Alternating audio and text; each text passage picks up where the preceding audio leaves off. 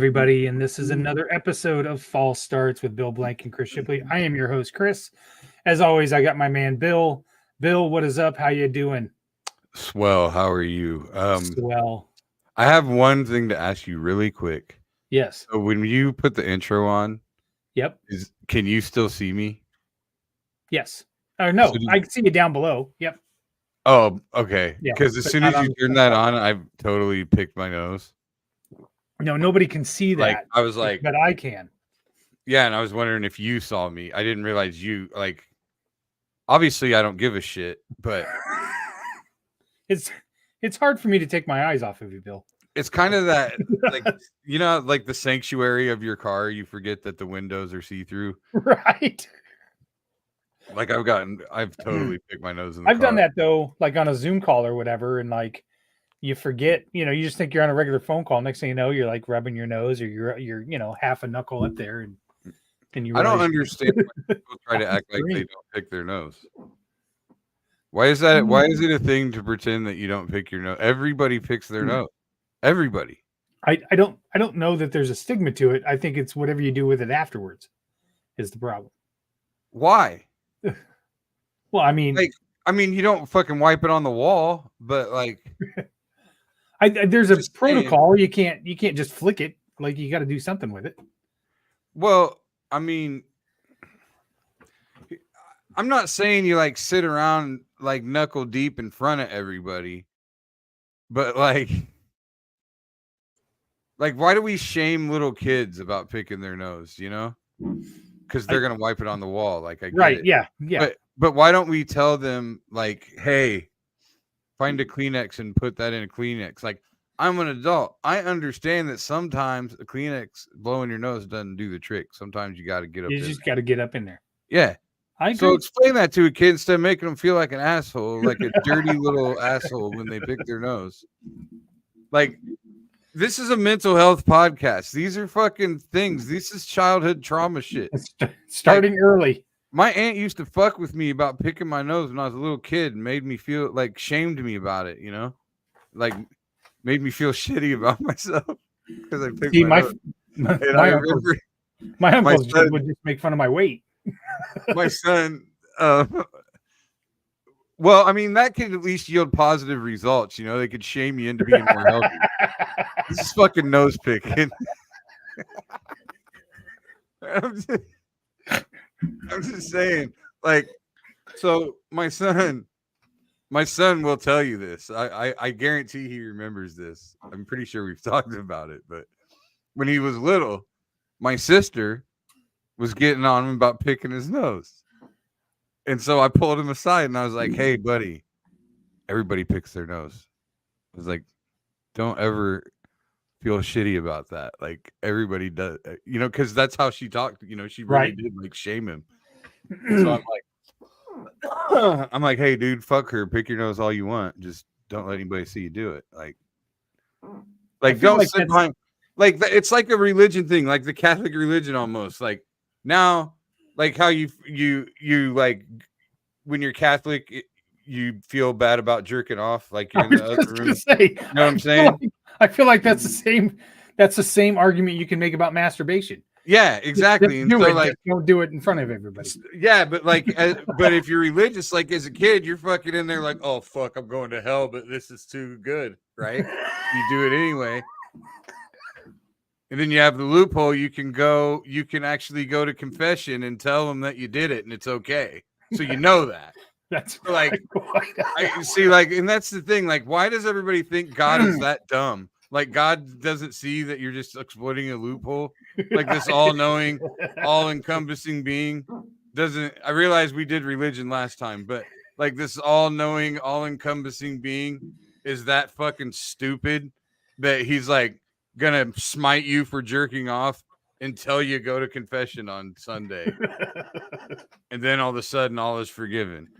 That's fucking bullshit. I don't see how anybody doesn't know that. Anyway, the point is, I didn't want my son to be in his room by himself picking his nose, thinking he's gonna go to hell for it. At the end of the day, you're a good father, Bill. What can I say? Well, I've been coughing all afternoon. I can feel it coming on all night tonight now. So yeah, we'll get to our guest soon. Yep. I've been obviously I'm repping Caitlin today. As Obviously, you should. very very proud. Fucking that was one of those games though, you just watched it and you just felt like it was kind of a matter of time the whole time. Like in the women's game, dude, somebody that's 6'7" doesn't even have to be good. Right. Like and this girl's good. I don't say that to act like she's not, but right. like, she doesn't even really have to be to get virtually every rebound. Right. Because they just like people don't get off the floor like that, It's not thought like in the men's game, somebody can be 7'6", but somebody can be 6'9" and out jump that guy. Yeah. You know what I mean?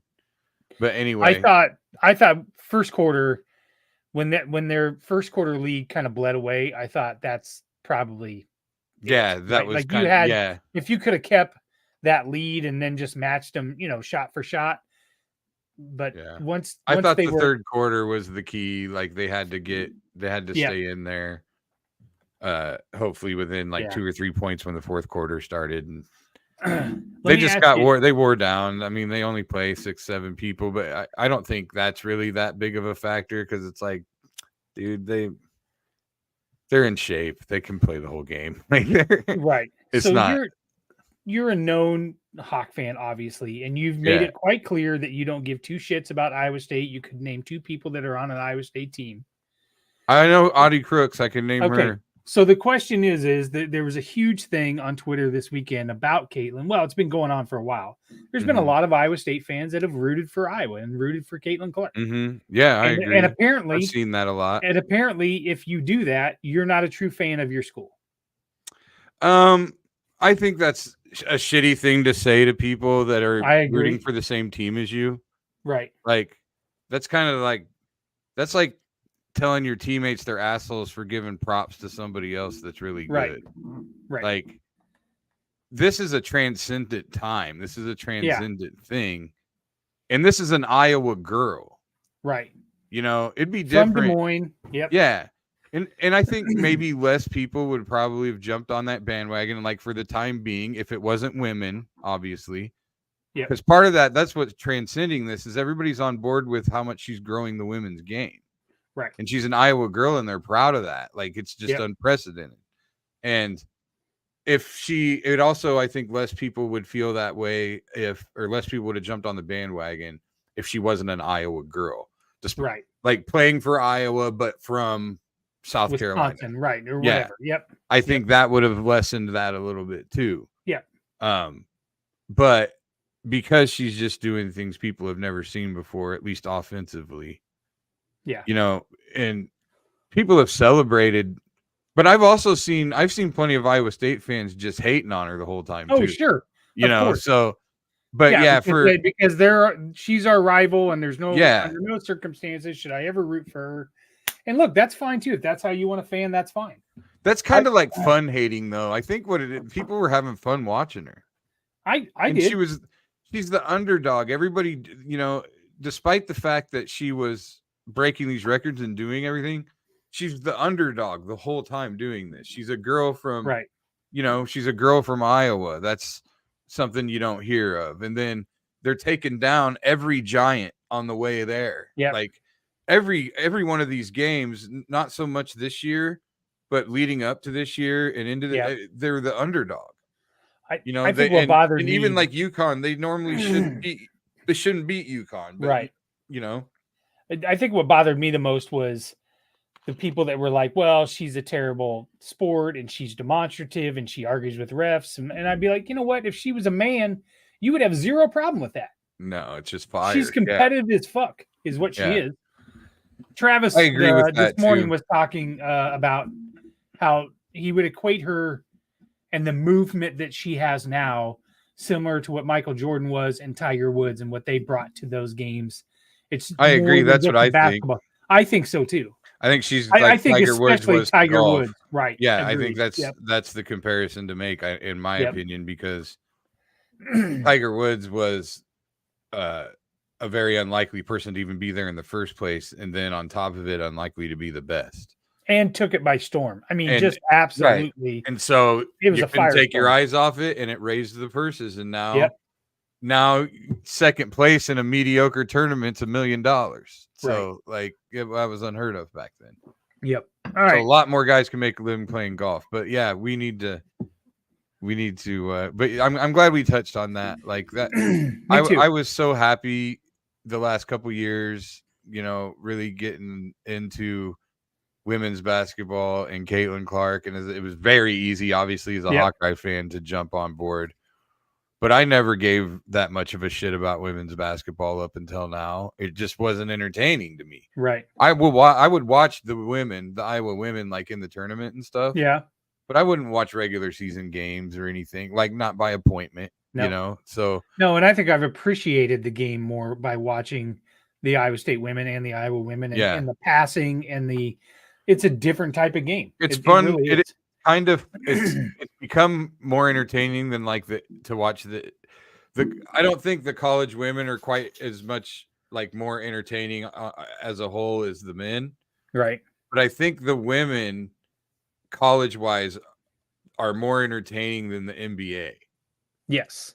Because the NBA is just so one-on-one and we've gotten so enamored with the game being played above the rim that we've gotten away from execution. Yep. And the women's game is played below the rim, and so all the nuances are there. And you can see why the coaches like coaching it better. Yep. And stuff like that. But anyway, 100%.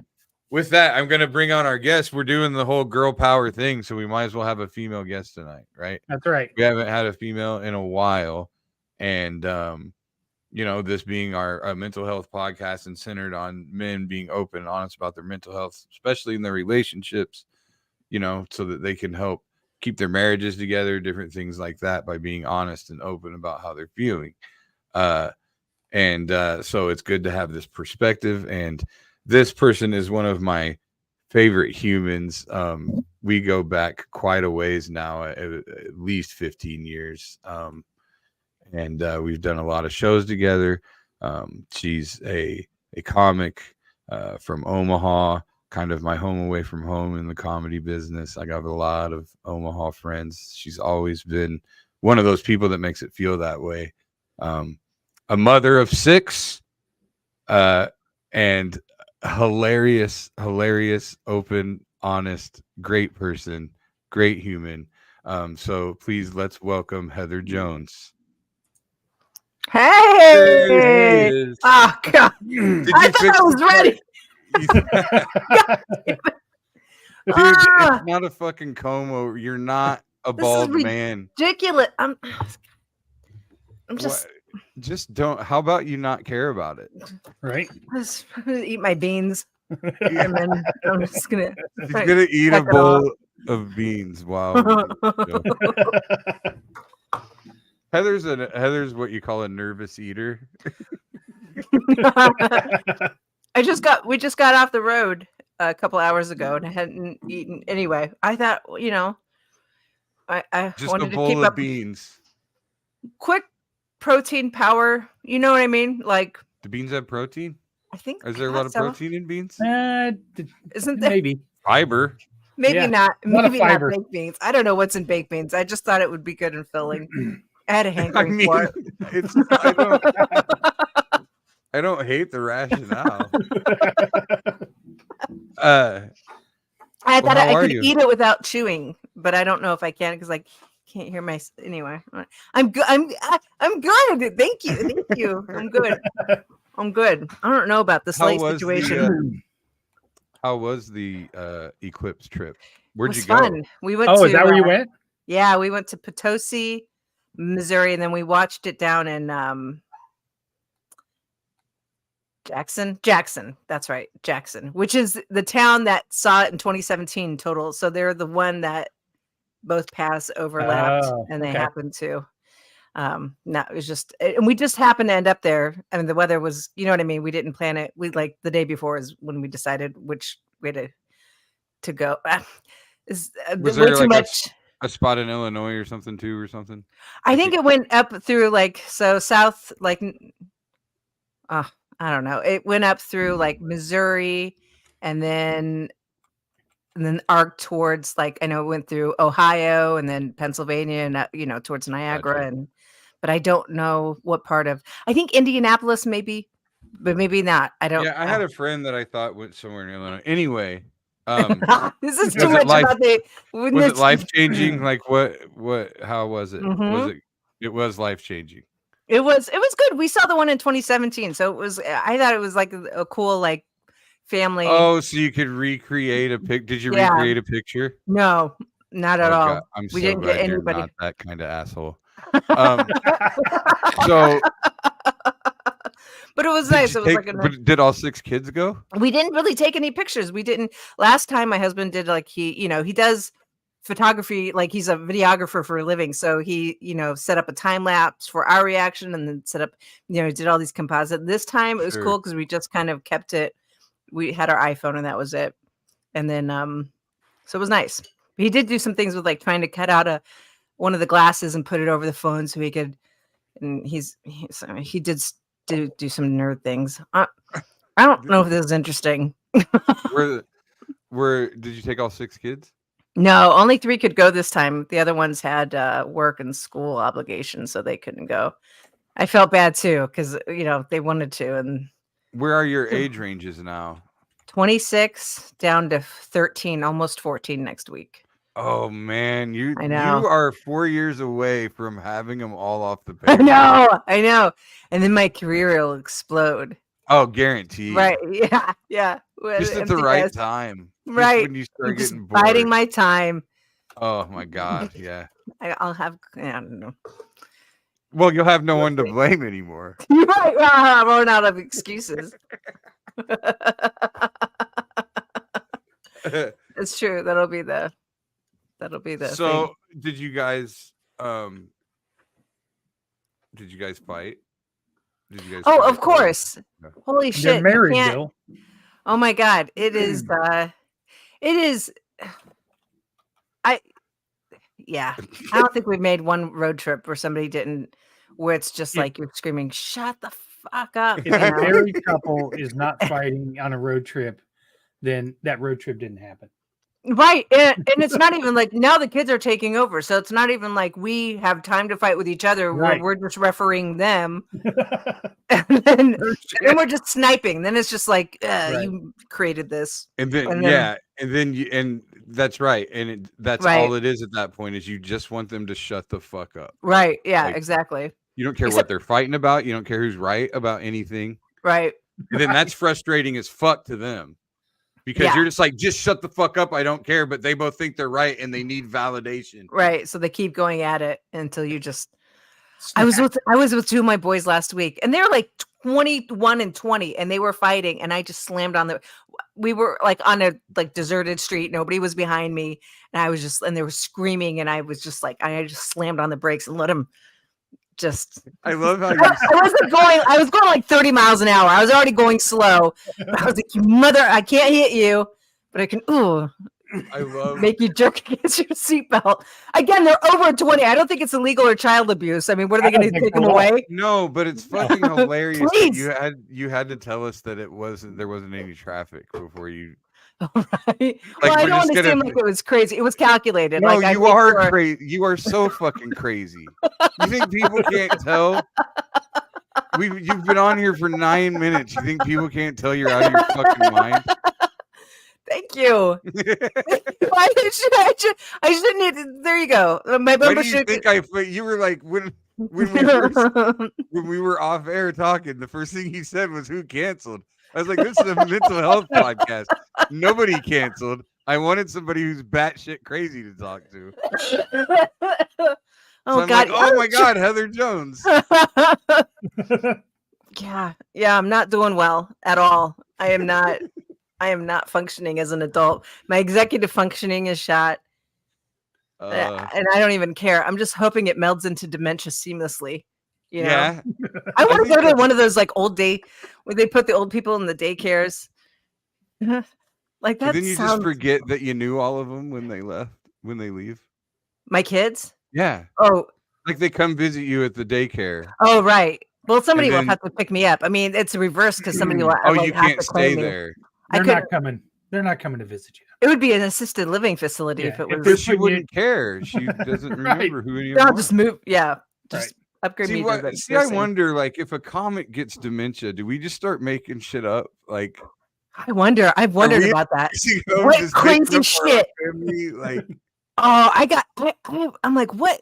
Like what? You know how we'll like write like little sketches in our head or whatever. Yeah. And just a crazy, or we'll think some like, of our jokes premises. were real, like some of our jokes from like right? stories we made up, and Yeah. we think they're real now. I'm gonna be telling my great grandkid like I had sex with FDR and Yeah. Marilyn Monroe or something like that. 100%. Like I'm gonna be like, I'm gonna Yeah, be they telling. show up. The kids show up, and you're like, I read you're like, one I Cary remember- Grant memoir, and that's my life story to whoever. I'm gonna confuse the shit out of them. You remember the teacher I dated that shit on my chest? Oh, that was a bit, Dad. That was a bit that you did in your 20s. Ew. Oh no, she shit on me. It smelled like shit. Like I used I to paid have. her.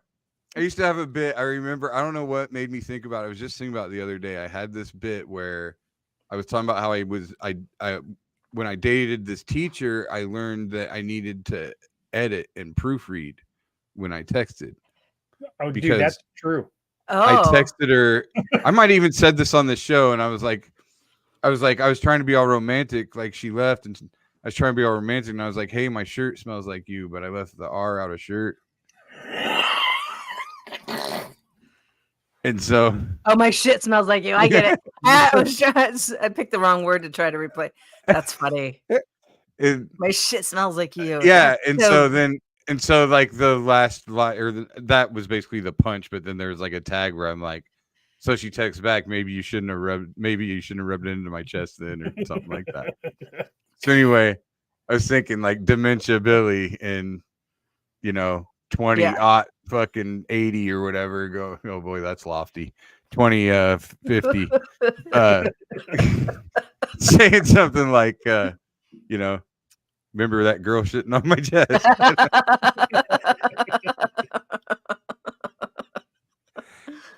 Yeah, it's gonna get crazy. I think that should be.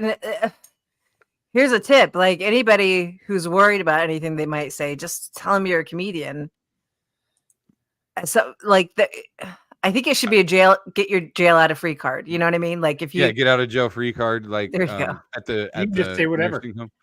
Well, I think when you have dementia and you're in the home, I think you've already got the get out of jail free card. right. Like I don't think anybody like. What do you think? Nobody's holding you accountable there. Yeah, but what do you think? Like, what do you think? Like a Confederate war general was like in the nursing home. Like, could you imagine? You walk Oh my into God. fucking Stonewall Jackson or whatever's room, and that's his Right. name, right? Stonewall Jackson. Yeah. Like you walk into his room, and he's like got dementia, and he's 80, and just starts dropping all kinds of fucking racist shit to the nurses, and like, and everybody's like, "Oh well, it was a different time." Dude, I can't. You saw I had a paper cut. He tried to cut off my arm because amputated in the field.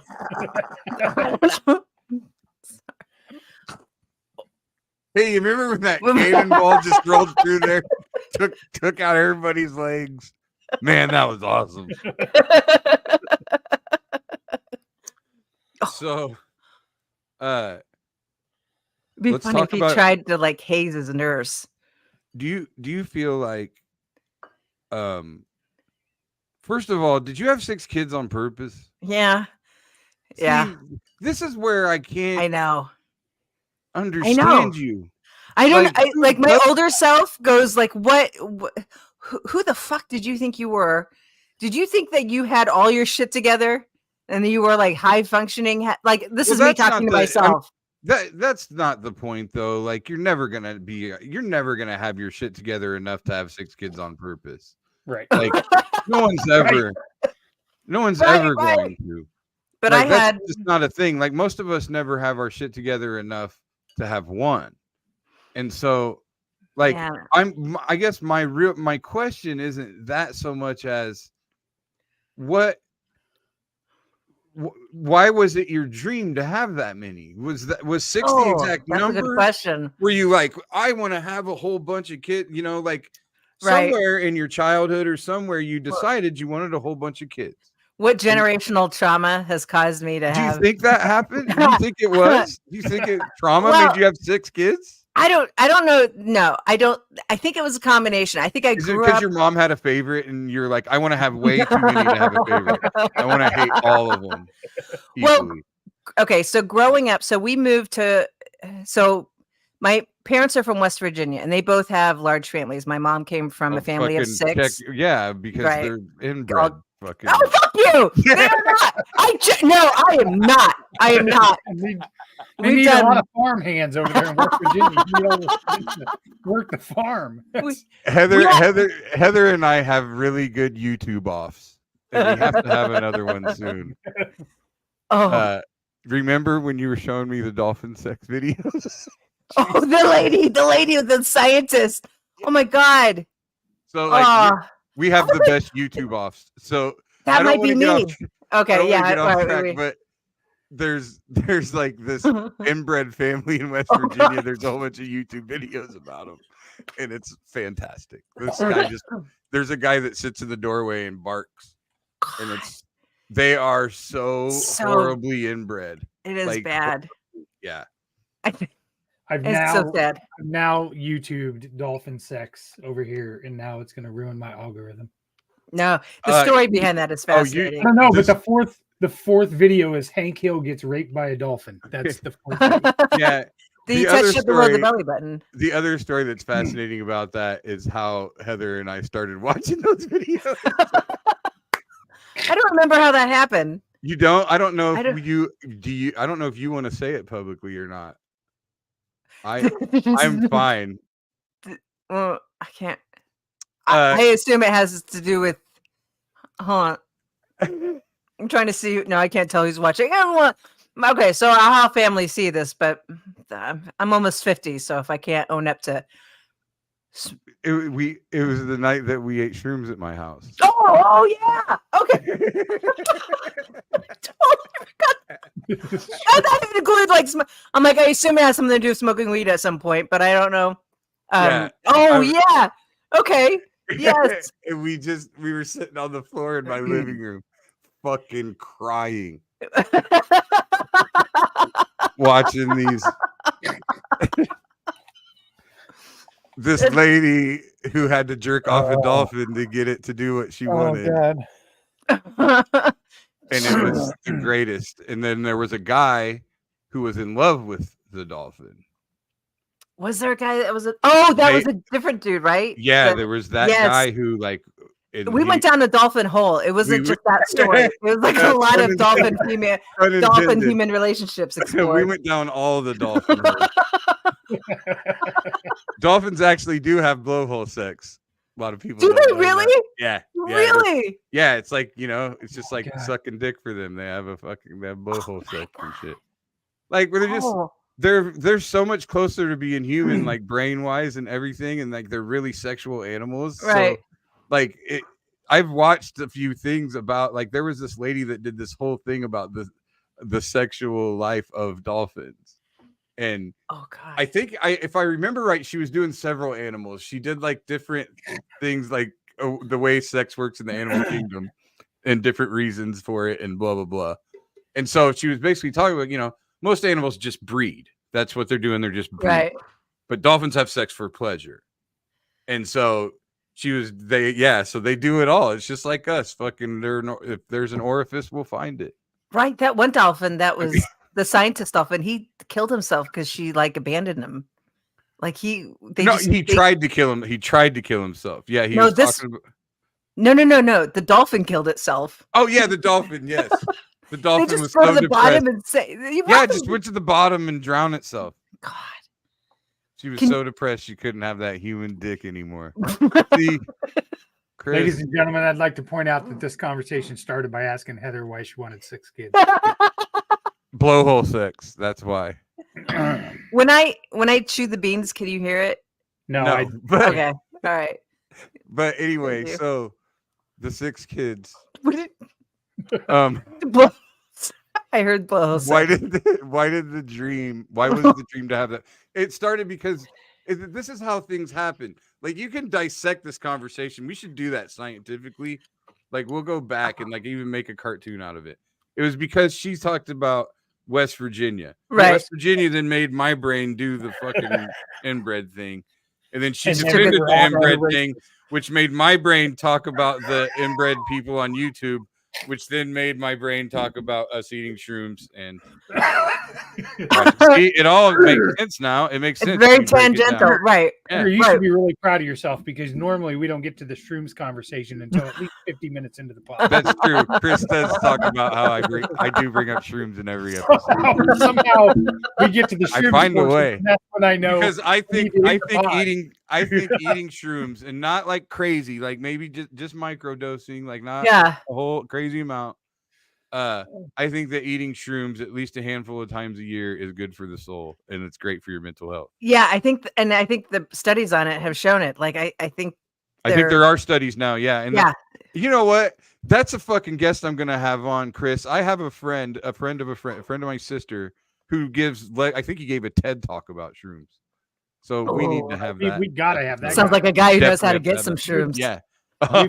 Oh, buddy, you best believe it. I remember when they I hope Paul declassified. Parizek isn't watching this. He's gonna start beating on my door one of these days. Be like, look, we're friends and all, but I gotta draw the line somewhere. You're way too open about this shit. Right. Did you guys lag? Did you guys lag? Nope. Uh-uh. We're good. We're good. Okay. Sorry. So, You just slowed yeah, down on my end. To get Okay, it so 6 kids back on the get track. on track. We need to You're get back on the West track. Virginia. You moved with your parents, large families. Yes. So we moved to the Midwest when I was like 5, and then we would just go back home and visit. And I loved, like, we still do it. I do it with my own kids. We go back to West Virginia and visit family, and we just had family in. I mean, it is. I love it. You know what I mean? Like when you're, it's just. Do you like the banjo? Do you like banjo music? No, they are not. Okay, no. All right, let me clarify. I'm just asking. I'm just wondering. Okay, so this isn't Appalachia. It is Appalachia, but it's basically like a little bit outside Pittsburgh. Wheeling, West Virginia is up in the Panhandle, Yeah. and it's like I know exactly where so that they're is. like steel mill out. Steel workers and stuff. right. Yeah, it's just a blue collar. Yeah, Right. It's not coal miners. It's steel workers. They're way smarter. They are. Well, Yeah. there is coal mining there too, but they're. But like I had. Like my dad out of high school worked 6 months in the coal mine, but he was 6'4", and so that's how I was really tall. My brother, but like my Heather is just horny a lot. Says Vicky Schuler Williamson. This must be one of your tuning in. Yeah, she is. That's a short answer. You can tell by the beans. I don't know why I thought eating beans would. I just was so hungry. Okay, so I love my family. I love I love the stories of my parents growing up in a big family. I loved and every time we went back there, it was a happy place. It was, got to see all my cousins, but it was kind of isolating because here in the Midwest, it was just me and my siblings. And there are 4 of us, but the age ranges, like my eldest sister is 12 years older than me. The next one is like 5 years, and my brother is 4 years younger than me. So we were spread out, and it just felt very lonely. Not a lot of hanging out together. Right. And we're close. Like we all still live in the area. Yeah, you probably didn't fight a lot because of the age difference. Oh no, you did? No, we did fight. Really? Yeah. Oh my God, my sisters put 2 holes in one. I mean, the fighting was crazy. Oh my God. Okay, so you know that. So this will tie into it. But remember that. Okay, it just came out, and it's called like. Oh my God, it's about the cult, like Cinnabon. Yeah, a lot. It is really cultish. Somebody knows this. something. There's a lot of Cinnabon apologists out there. It started off as like based on like an Alcoholics Anonymous. It was basically like these people had nowhere to go. I think I kind of know what you mean. Okay, so I've only seen.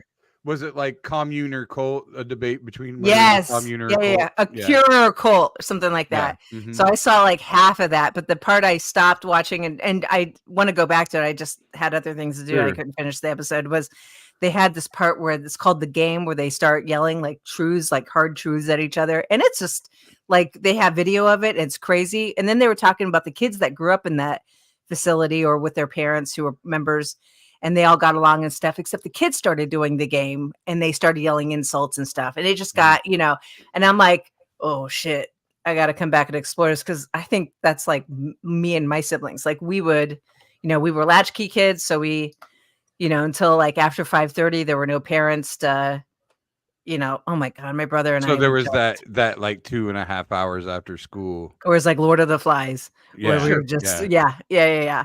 But that's also, I think, just normal kid stuff too. Like nobody, Well, I mean, it gives you some form of independence on some level.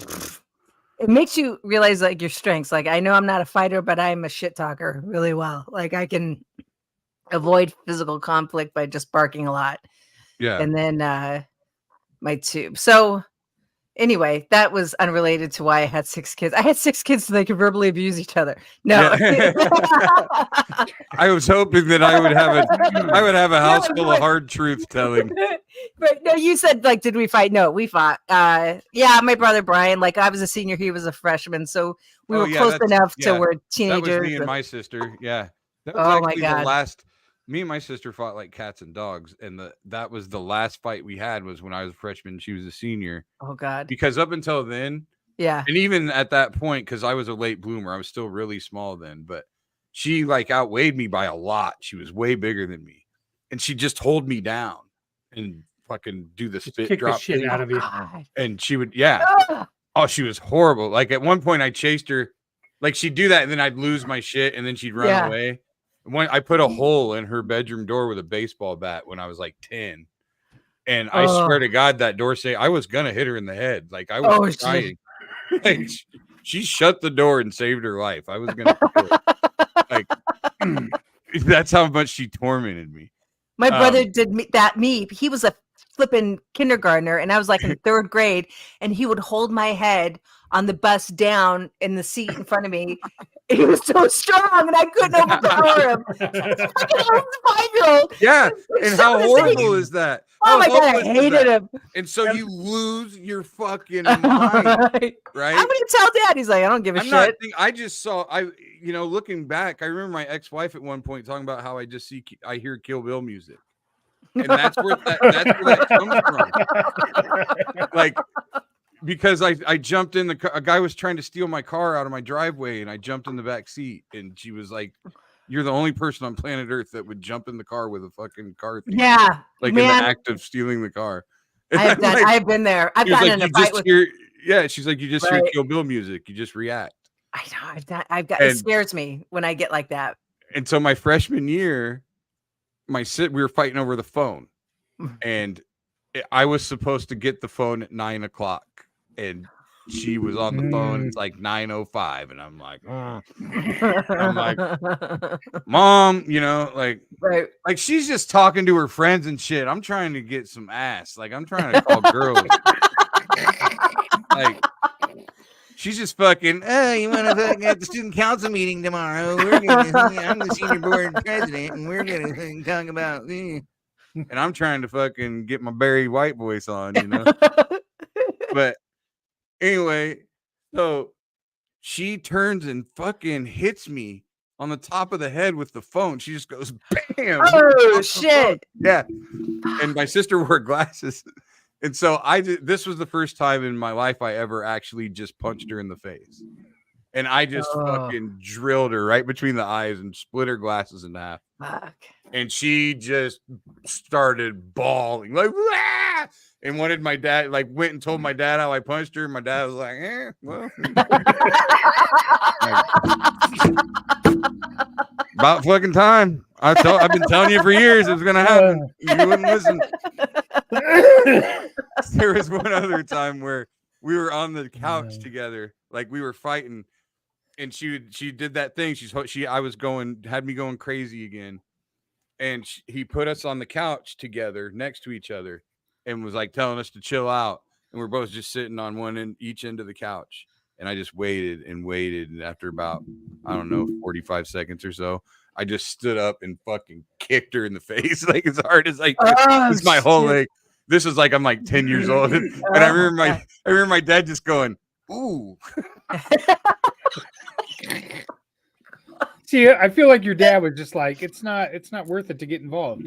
No, my dad was just like, every time something like that happened, he was like, it's about time. He knew that she fucking tortured me. He was letting Bill do the work for him.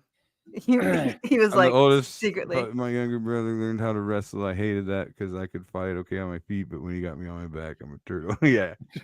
Oh, Yeah. God, Totally. there's nothing so. Well, like, if you've ever met Mark, I mean, he looks like a turtle. So. But yeah, I mean, okay, so fast forward, do you remember a moment in time where you decided I'm gonna have or was it a decision ahead of time, or was it just a matter of were you as playing you were going along, you were did like, you play like you know MASH or cootie catcher thing and you were like, this has got to come to fruition, like it was biblical? No, I remember being jealous of the Kritzmeyers who lived up the block from us. They had 5 kids and they were all relatively like within, 5 or 6 years. You know what I mean? Like they were all, and I just remember thinking that was pretty cool. And it was one more than us. And so there was a number like, to beat. So you were trying to get more championships than Kobe. And the Kritzmeyer, right. So I always thought 5, I'm like, I kind of like, I love that. I miss that. I love that. The 6th one was an accident. Well, no. An accident? No. The first one was, but the one of them's got to be. I was gonna say. I mean, I don't feel like none of them are an accident. The end result can happen, so it's not like it's a real accident. The first one was just preemptive. It was like let's get it out of the way, right? So growing up, I knew like I was kind of jealous of 5, and I had that kind of in my head. And then when I started dating Tate, and as we were dating, we're talking about kids, and he always wanted a big family because he's an only child. So, and he only has 2 cousins. So he's a small family. The idea of having a large family to him was nice. And so we always talked about having a big family, He like grew up with no company. Right. But he doesn't mind it. Like he never felt jilted. He has, he has close friends from his childhood. They still friend anyway. So he didn't feel like he was, but the idea of having kids to him was good. Not that he was like, I don't think he was lonely, but he just hasn't shared that trauma with you yet. Right. First time the kids started fighting, he was like, "This was a fucking we'll get into that. We'll get into that part later. But what were we thinking? After 3, oh, sorry.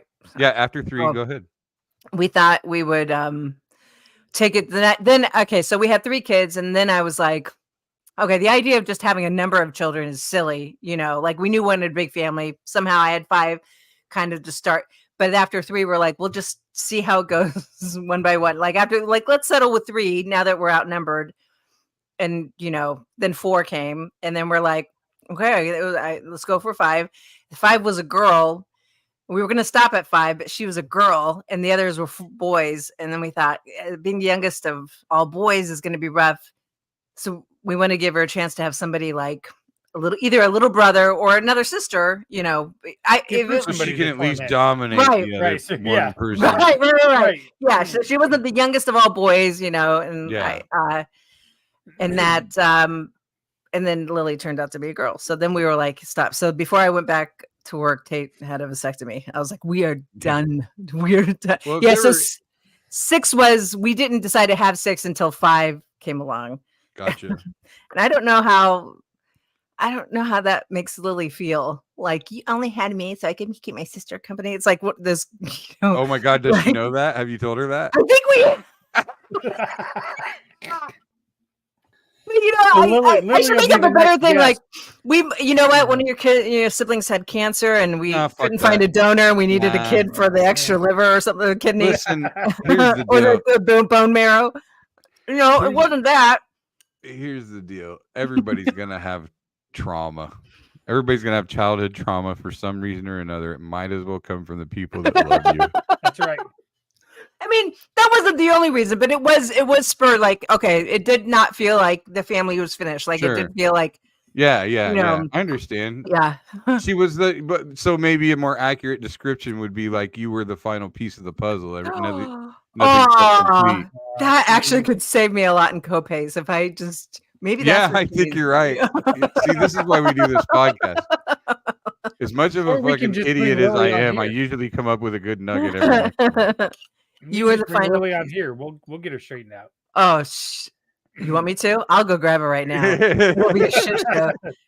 She- So then, okay, so you had 6. Are you? I mean, how do you cope with that mentally? Like, how is your mental health like now versus at any other given time in your life? Probably more self-aware, and that's also frustrating because it's like, Like going back, like, damn, 20 years ago, I wish I would have had this much. I don't think Like, I do you would think change maybe it. you fucked up your older kids more than your younger? Oh, Like for you're a better sure. parent now, or whatever. I think so. I think I am a little bit more flexible. I think, yeah, and I think every parent like that. So I don't think it's like the number. Like how does having a big family affect my mental health? I don't know that it does. Like I don't think the number of them. I think I'm just more like my executive functioning is shot anyway. Like I'm so ADD and OC. It's like all what over does the that place. define? That classically. define executive functioning. Oh, like being able to fill out Be in paperwork charge, on like time. take charge, like Right. be able to take charge. Pay I mean, my that's what that taxes on sounds like. time. Pay Yeah. any, doing any sort of Like why Tate had required to- routine. Like There what you Tate go. had to set up for you to be on this podcast. Yeah, but that's also because this is all he's got this set up for himself anyway. So I don't have. He just This didn't is want his- he just didn't want you to fuck it Right, up. exactly. Like I can't touch the good shit. Right, I'm not. That's But why he yes. was just adamant. He Don't was like, touch it. I'll no, set it up. Just leave no, it you alone. can't hear Right. yourself in your head. No, you can't hear yourself in your headphones. Don't touch anything. Right.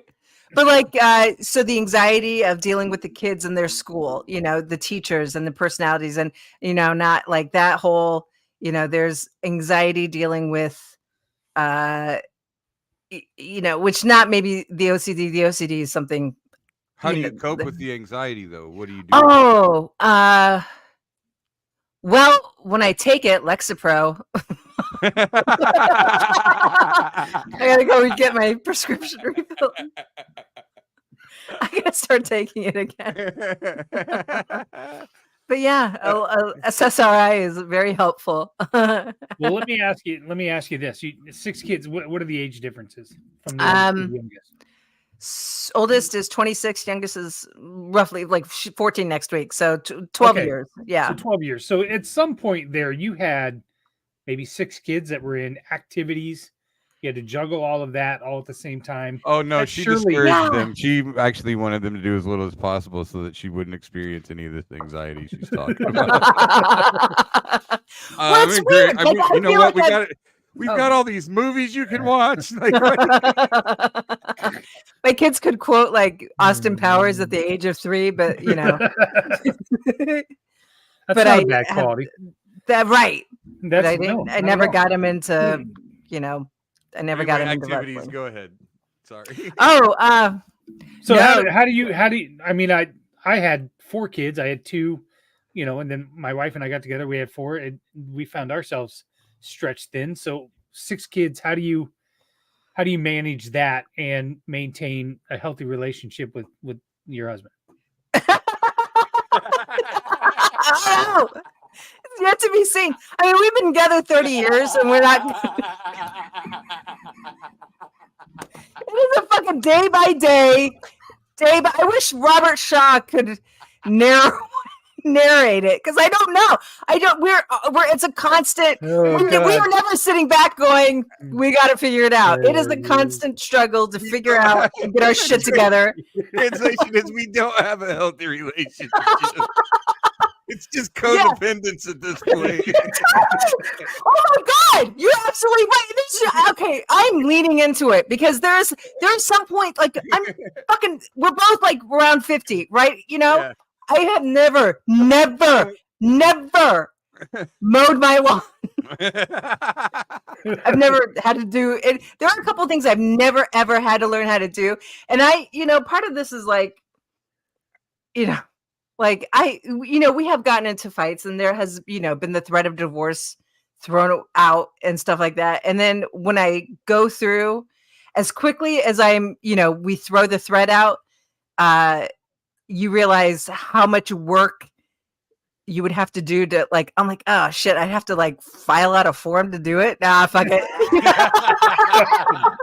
Just fine. Even if it was amicable, even if we had nothing to split and no discussion over anything, you know what I mean? Like, No we agreed on property, everything. yeah.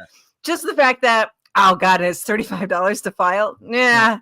My Right. parents always said we don't want to get divorced because neither one of us wants the kids. Right.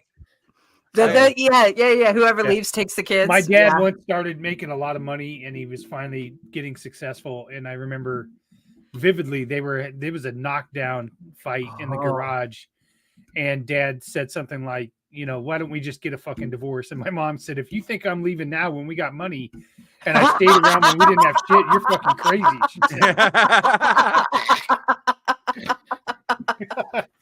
Oh, And no pretty soon shit. Dad started laughing, and the argument was over. And I was like, oh, thank God. It's funny though, seriously though, do you think that there's different levels of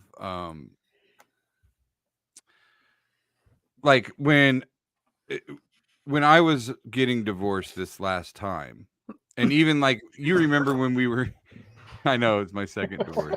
No, it's just, I'm so sorry. I know you're looking back. I know Heather's known me through everything and known what's gone on all the time. So Heather knows. So the times that when we were separated before, and then 7-8 years later we finally get divorced or whatever. Heather's been around, known all of it. So, there were times, because I was the one I didn't want her to leave. There were times where I was trying to obligate her like that. I was trying to remind her of, oh, well, this isn't going to be easy, Oh, right. And if you're talking about a healthy relationship, nobody wants to be with somebody that's staying just because it'd be harder to leave. You want them to stay because they love you. Right. But if we were married, that threat would work on me. I'd be like, you're right. You're right. Thanks for the tip. I'm just going to go to bed early then tonight. Oh my God, I could manipulate you as a wife so easily. Oh, totally. I would just become a sociopath. I'd have a Stockholm syndrome for in 5 minutes if we were. I'd be like, man, you have a bidet? I'm in. Yeah. I swear by the bidet. I swear by the bidet. With the fucking day that bidet breaks, we're done. Oh, they're only $40. I'd get another one, boo. Man, Amazon. He'd have one in 2 days from Amazon. Nice. I got a backup. My girlfriend gave me. I was just gonna say, I I bet he's got a backup. Nice. Yeah. Fuck yeah, I got a backup. I thought about installing it on in the bathroom on the main floor. Yeah. But then I was like, it would be wasted. I have the bathroom up by my room. My brother lives with me now. Yeah. So the main floor bathroom is basically his, and then if there's a guest or whatever, but I totally only shit in my bathroom because that's where the bidet is. Right. And I don't think he's gonna use it. It'd be wasted on him. Right. And there's a part of me that wants me to put it in there. Because here's the other thing. You don't fucking shit at other people's houses. That's not cool unless you got Crohn's or something. I have Crohn's. I know you have Crohn's. I know you have Crohn's, and that's why I said that. It's okay if you shit at my house. I have poopery. But here's the thing. I carry that with me. That's what I'm saying. You carry it with you because you're courteous when you shit at people's houses. But at home, the kids are like, "Shut the fucking door! What is wrong with you? Yeah. That is gross." Ugh. But yeah, so I'm not gonna waste the bidet on the main floor. Like a part of me wants to put it in there just for like people and be like, look, it's life changing because I like to try to get them to use it. But I also don't want to encourage people to shit at my house. That's true. But women will use it either way. That's true. Well, no, see, women can only use if you have both. I only have the asshole spray. Oh well, there's no vagina spout on mine. It's like millimeters apart. All you have to do is like scooch a little bit. Scooch a little bit, and you can like hold on. Oh, there it is. All right. Yeah. Well, thank you for explaining the female anatomy to me a little better. I'm just saying that just because you have an ass seriously, doesn't mean that I can't adapt to it. Your guys' taints are shorter than ours, right?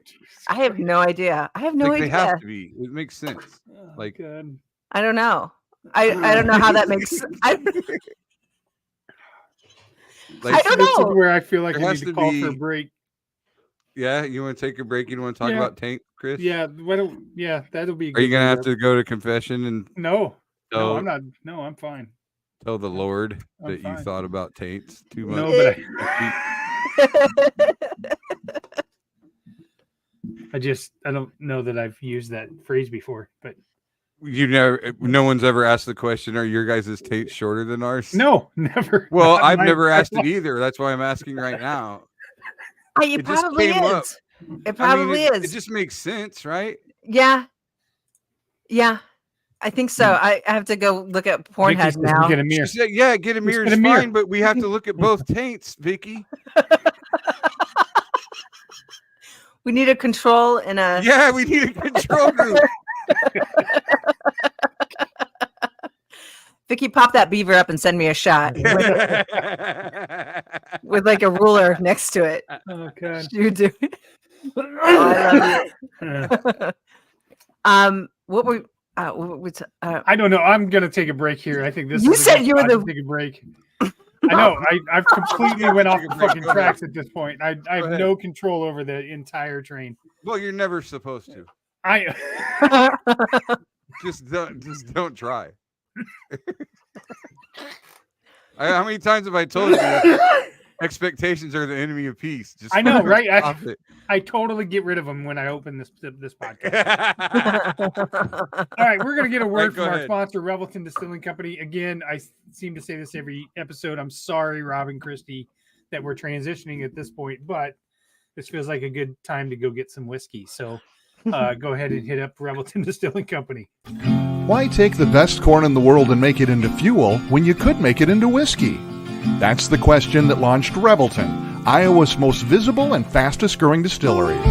Owners Rob and Christy Taylor embrace the grain-to-glass philosophy, sourcing ingredients locally and overseeing on-premises production and bottling at their facility in Osceola.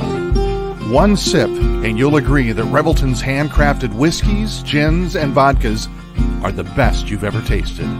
And with the launch of their rye whiskey, made with 100% Iowa-grown rye and corn, and their new bourbon coming soon, there's more Revelton to love than ever. Iowa's own Revelton Distillery. ReveltonDistillery.com. All right, and we are back. And before the break, we were talking about taints. Yeah, do you think that Rob tempt her to take a picture? Rob and Christy are don't and be like, don't tempt me. No more taint talk. We're pulling our sponsorship. We're a classy operation over here at Revelton. Our building's nice. We have bidets in our bathrooms. That's right. Oh God, I don't even know where to go. Bill, go ahead. Well, so you said Lexapro? Yeah. I've been on a few. But okay, so what was your approach to going on Lexapro? Did you go like was that a physician thing? Do you go to therapy or Hey Tate. Tate, how did I get Lexapro? Come here. No, Mark, we do not want to see your taint. Mark. I am interested to see. Okay, so Tate, can you hear? Come here. This is Tate. All right. So Tate, he's still blurry. He's blurry. Okay.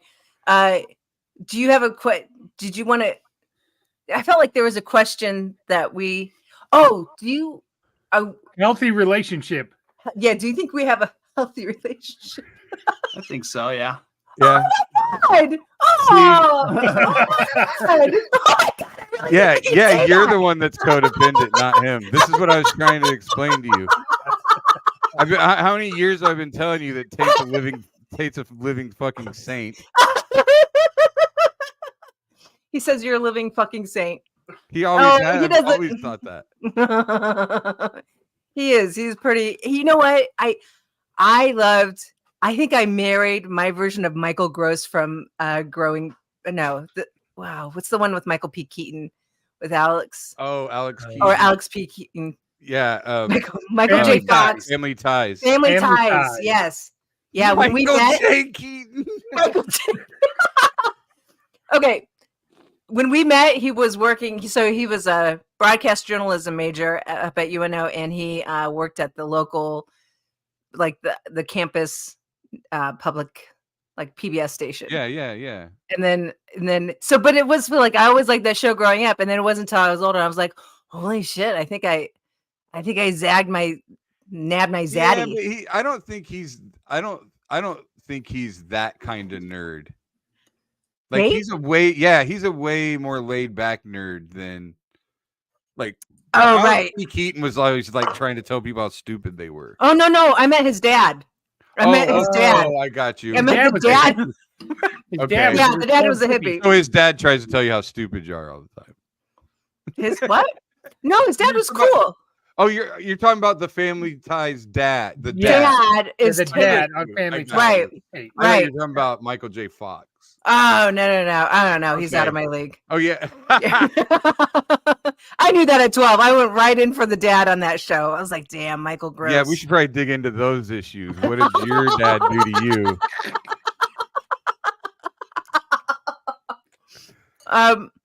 Nothing. But he did, my sister, and I I've always been should. jealous. Don't lie. I always Don't wondered lie. why you You were didn't from love West me enough. Virginia. I'm not kidding. There was a couple teachers that in our high school that later got in trouble for that I kind of had a crush on, like you have every. And then it turned out they had like inappropriate, and I was so pissed. I was like, "Motherfuckers! I would have kept my mouth shut. We could have had so much." Nothing. Yeah, I'm so pissed. yeah. There's something in there. Where? I know. I don't know. My dad was. I had healthy. My dad had 3 girls and then a boy, and I think he always kind of treated us like he raised us like boys. Like he didn't. He wasn't. I guess I'm. Like Marla, you guys are a bunch of Marla hooches. He wasn't upset that we were. Ah, there he is. Oh my God! Stop it! She's getting wet. Turn it off. Oh my God. Your fucking pants are You see? soaked, dude. Turn it The older off. he gets, the more He he does looks look like like him. him. He Oh my does look God. like him. I know it's I weird. didn't even think about I wasn't thinking about the looks at all. No, that's what I'm saying. He grew into the look because now Michael yeah. Gross is like has no hair.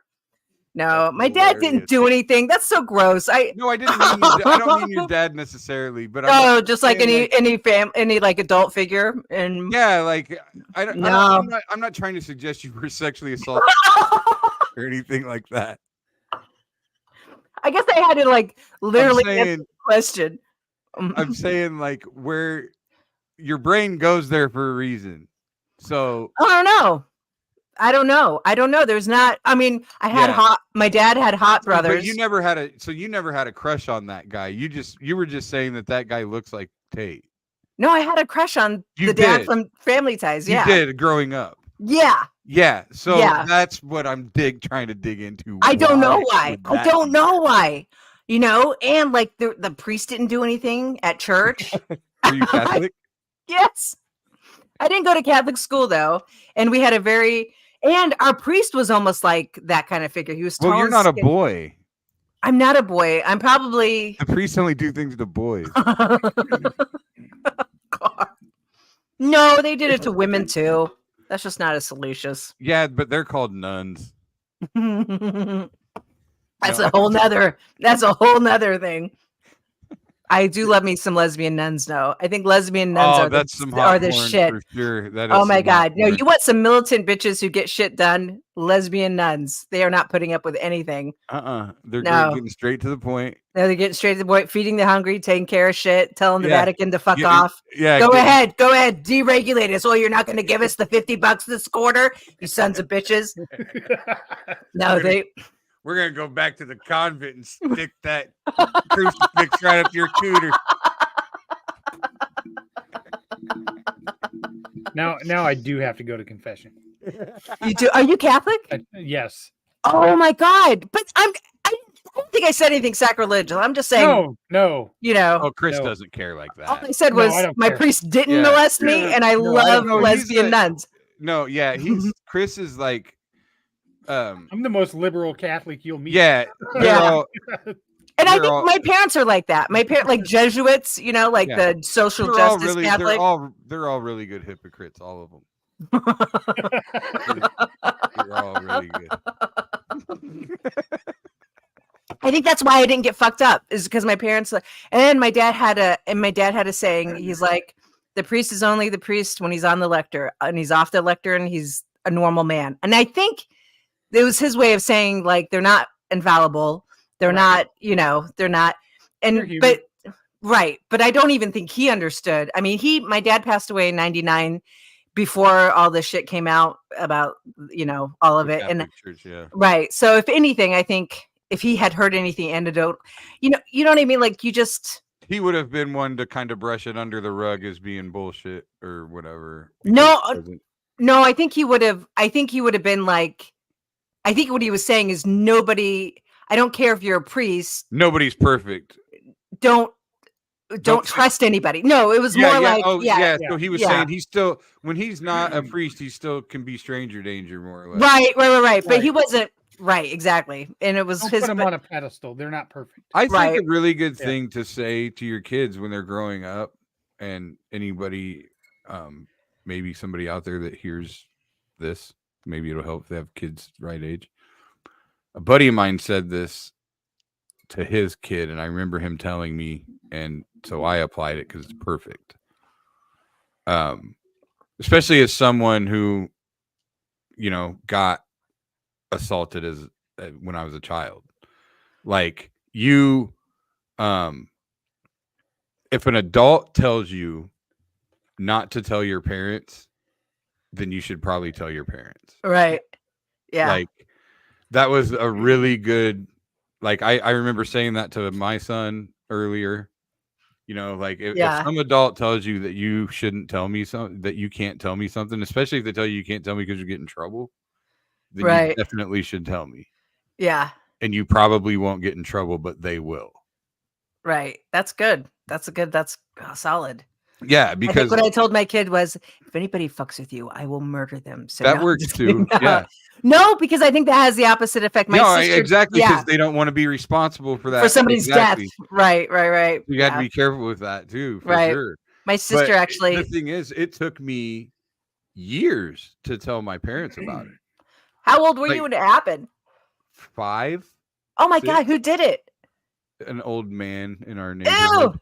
Yeah. What did he do?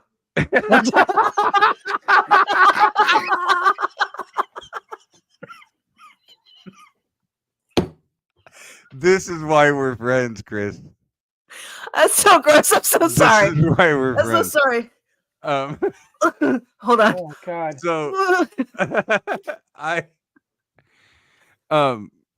So but looking back on that, it took me years to tell my parents because of the shame and getting in trouble. Right.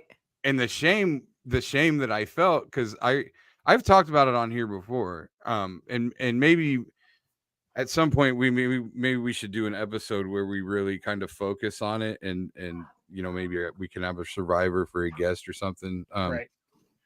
Because when I talk about it, I'm always careful, and one of my coping mechanisms as I got older was I didn't have it as bad. Like, I didn't get like raped, You know what I mean? Right. Like you're quantifying it to comparing it to somebody, like people had it worse. Right. Right. You know what I mean? I wasn't in the Holocaust, at least. Yeah, exactly. Right. But as you get older, you understand the trauma that you shouldn't disparage your own trauma. I mean, right.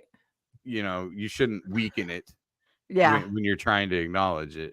But yeah, I mean, he just he was I was on my big wheel when we first moved into this little apartment complex. There was an old man coming out of his front door. I remember as I drove by on my big wheel. The next day, the manager of the complex came over, told my mom that old man came into the office and said that I ran over his foot with my big wheel. And he just wanted me to go apologize. I had to go to his house to apologize to him.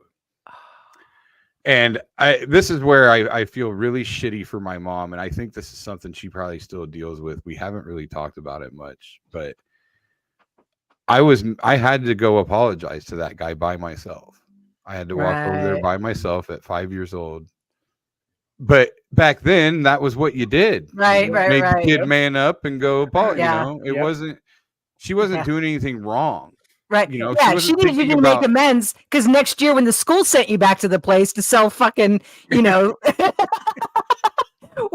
as a 6-year-old you're trying to sell like a catalog of goodies. I gotta chocolate to that guy.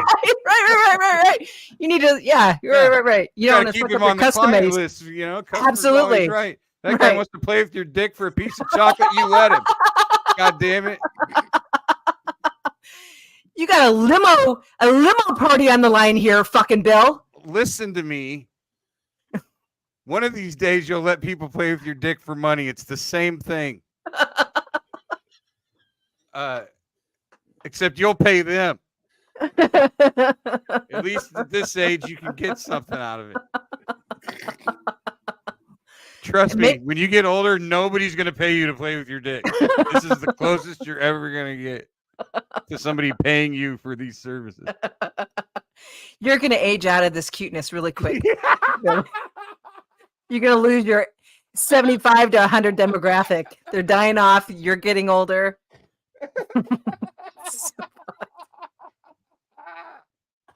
Oh my God. You're 3 years from Peach Fuzz. Nobody's going to want to lay a hand on you. Customers. So this guy, the manager of the apartment complex was like, "Oh yeah, Mr. Turner's great. He gives everybody the kids candy and everything." So when I went and apologized, he gave me candy. Yeah. And said, "Come back anytime." So I came back, got some candy. Then the next time he would make me, like, one time I walked in and he was just in his tidy whities. And he's just sitting there in the chair. And see, I know Chris is going to get uncomfortable, and I'm sure there's people in our audience that are going to get uncomfortable, but I don't care because this happened to me. So if you have a problem with me laughing about this when I tell this story, you can fuck off. Seriously, anybody that has a problem with me. I am not making light of anyone else's trauma. This is my trauma. I don't think you are. Right. I know. But I want to make it clear because I can see people, I can hear, I can understand if somebody were watching this thing, I was making light of it. Right. And I am making light. I'm making light of my trauma because this is how I cope with it. So people can fuck off if they don't like it. Anyway, one day I walk in and he's in his tidy whities and he pulls his dick out and he's not like necessarily jerking off, but he's like, God. He's like pulling the foreskin up over the head and back, and he's like, he's acting like he's doing a trick. Yeah. So he's like, God. Where's the rabbit? Like, he's like, here's the dick trick. Can you do any dick tricks, more or less? Like, he's asking me if I can do it. Right. So looking back, he's basically going, "Hey, let's jerk off together." Right. You watch me jerk off, I'll watch you jerk off. Yeah, let's go. And then this other time he and this is where the shame comes, and this is where I understand this from children and everything else. Actually, that incident was after this one, the one. So there was another time he he made me go into his room and sit on his bed, and he pulled a porno magazine out that was like a girl and a guy on a boat. It was a sailboat. Right. And there's a picture of her sucking this dude's dick, and he's like, "Does that look like fun?" So I think he was trying to maybe get me to suck his dick, or gotcha. or get me to let him suck mine. I think actually he was probably trying to get me to let him suck no, mine. you lagged. Shit. Probably. Oh, are you there? Go back, because you lagged. I don't know. Yeah, I am, but you lagged. What'd Oh you my miss? God, you lagged. Where was I? Where was I? The porno mag, the magazine. No. Oh, we got up to where the girl's sucking the guy off, and he's like, "Doesn't that look like fun?" Yes. And then I'm in suspense, and then you And so lag, I and I'm think- like, "Oh shit!" Well, I think he was either trying to. I think he was trying to get me to let him suck my dick. I don't know that he was trying. Oh, to get me to suck gotcha. his. I think he was trying to get me to let him suck mine. Gotcha. And then so then he reaches in my pants and he's like, Oh God. "Hey, that feels good, doesn't it?" And I remember saying yes. Yeah. And I remember it feeling wrong, Right. but I do it. That's like the first time somebody else touched your dick on purpose. Like, Right. so like it did feel good. Right. And that's where the shame came in, because that's the moment where I felt like I was doing something wrong. Right. So now I can't, when he tells me not to tell my parents because I'll get in trouble, I believe him. Right. Because you enjoyed it, or you thought it was good, and you don't want your parents to know that you enjoyed it. Right. Yeah. And also, I also knew that it wasn't okay that a man did this. Right. I mean, I felt 100%. that a Right. man, it wasn't okay that it felt good when a man did it, Right. you know? But So- clearly, and you know that you weren't his first victim, and he, Of course and not. He was No. grooming and had the whole playbook down. Yeah. I mean, he had the whole Right. fucking every kid in the Yeah. apartment complex. Not every kid, Yeah. but it took a long time. And we went back, to visit, as a family, because that's where my stepdad's mom lived. We went back to, we only lived there for like a year, and this was in Texas, and then we moved back. But we went back. I want to say it might have been a couple years. I wasn't too much older. I feel like I was still in elementary school, but I was older. And I still had never told my parents. So I know I was younger because I told my parents when I was like 14-ish, I think. That's brave. But we went Yeah. back down to visit, and we went to the old apartment complex, and we had neighbors that we hung out with all the time. So we went and visited them. They were Melanie and Johnny. My mom's name is Tommy Ann. And Melanie would be like, "Hey, Tommy Ann, make some of that Yankee potato salad." Aw. He was an old Southern. They were hilarious. Anyway, Johnny and they were talking to Melanie and Johnny, and I'm in the living room, like playing with the kids or whatever, and I overhear her tell my mom about Mr. Turner. She goes, "Yeah, Mr. Turner got arrested," and was telling her Good. that he got arrested for diddling kids and shit. I just overheard it. And she didn't say why. I just knew why. Right. instantly, Right. So I was old enough to know that. But then, later on, high school came, and I want to say going into eighth grade, the summer before eighth grade, I started having really bad anxiety attacks. And so then I think part of my anxiety attack was some of that shame, feeling a lot of that shame. But I remember going through that, like I was almost bedridden for a month before school started. God. Because I couldn't sleep, I couldn't eat. Everything I ate, I'd throw up. It all started in my gut, and I didn't know what was going on. I didn't know it was anxiety. I had no clue what it was. I thought there was something wrong with me, like I was nuts. And what it was I was coping with my own mortality. I was coming to the realization that I was going to die someday. Oh my God. That was like blowing my mind, that there's nothing I could do about it. And so I was so afraid. I was having anxiety attacks all the time. And then I became suicidal, not really suicidal, but contemplating suicide, because I was so afraid of death. I didn't want to be afraid of it anymore. I wanted to be over with. So ideation. Yeah. And And And so that was fucking with me. And so I was constantly searching for reasons why all this was happening. And one of the reasons was like, man, I never told my parents about this thing. And by then I was old enough to realize it wasn't my fault. Yeah. Good. And I told my mom, and that's when she was taking me to the doctor. They thought maybe I had an ulcer. And I finally started telling them I was scared of dying and all this other stuff. So Right.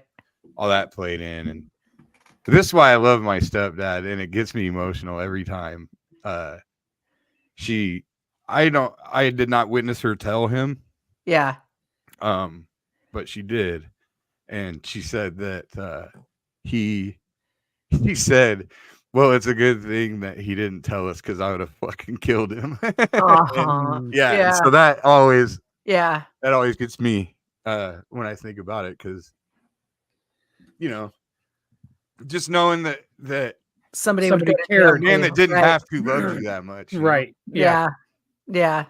So, and you've talked about him before. Oh yeah, he's amazing. I was very fortunate that I grew up with 2 active fathers. Yeah, that's awesome. My biological dad is also amazing. My friends adore both of my dads. Like, and it's weird, like my circle of friends, most of them had daddy issues. Like, that was kind of all of our bond, was kind of a broken family environment in a way, Most of us had you lagged again. You lagged again. Go back. You said most of my friends. Yeah, most of us had like a broken family or something of some kind. And then like I have one friend, my only friend whose biological parents were together. It was like the most abusive, horrible like he wishes they would have got divorced. He just lost his dad recently, and he's been having a hard time with it. Yeah. Because he hated his dad, but he loved his dad. He was like, yeah. He goes, he was so horrible to me, and he was so horrible to me, and he was such a fucking asshole, but I loved that man. And I can see the duality. I can see the battle happening inside of him every time he talks about it, Right. So, and then everybody else's parents were divorced. Like you talk about latchkey kids. Like I got a friend who his parents were divorced and his mom worked nights. So on the weekends when we were in high school, we went to his house, did whatever the fuck we wanted. Right. We just had to convince his sister not to tell on us. And so, there was that. Finally, Chris fucking drops one. Finally. Don't tell your mom. You're gonna get in trouble. We're here drinking and doing drugs, and you're gonna get in trouble if you tell your mom. And by the way, can you find me like a guy in his 90s? Yeah. He's so fucked up. I'm so sorry. Heather, now's about the time when you ask him, has he always grown up wanting 2 dads? That's yeah. Yeah, somewhere in my childhood, I was like, if I get 2 dads, one of them will touch my dick. Nowadays people will just question whether or not your mom was in like a polyamorous relationship. Like, oh my god, the idea of having like 2 active fathers and with an active divorce going on is crazier than, oh, my mom just had 2 husbands. Yeah. Right. No, well, both of them remarried. I had a pretty tumultuous relationship with my stepmom. Never really got along with her growing up. We get along great now. Oh, that's good. But is she watching? Is she watching right now? I doubt it. It. She might. I'm pretty sure my stepdad watches every once in a while. Aww. And he actually hates it when I say step. And the only reason I say step is to differentiate when I'm talking between the two. The general. Like, right. I don't know how. Like my siblings, like my sister. My older sister, we're the only ones out of my siblings that share the same 2 parents. Right. So when my sister and I talk to each other, we can call them both dad, and we can tell who we're talking about. Right. Oh, right. Yeah. You can just tell by the inflection in the voice or whatever.